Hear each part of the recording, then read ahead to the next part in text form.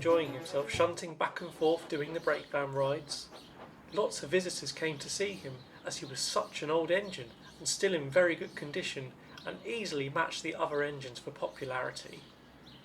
Then, over in the siding, he noticed a new arrival, an engine just as old as him, in his lovely old livery too.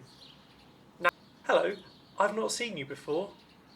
"No, I've just come out of the paint shop. It's been repainted into my old livery. I do feel wonderful. Aren't you one of the Fat Controller's engines?" "Yes, we're here for 1 month for an exhibition." "You are lucky to have such a kind controller.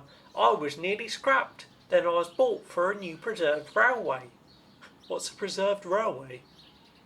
"Old lines that have closed down. People are reopening them as tourist attractions, so people can come and see what it was like to travel behind a steam engine. As soon them diesels will have taken over completely."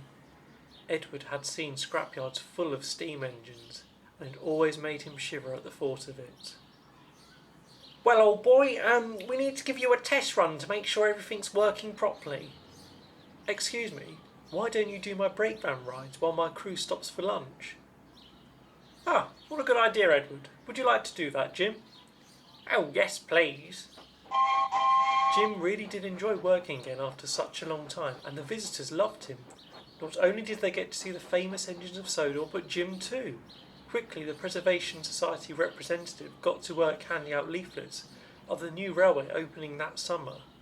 That evening, Edward stayed outside to talk to Jim, and the next morning whistled goodbye as Jim set off for his new life.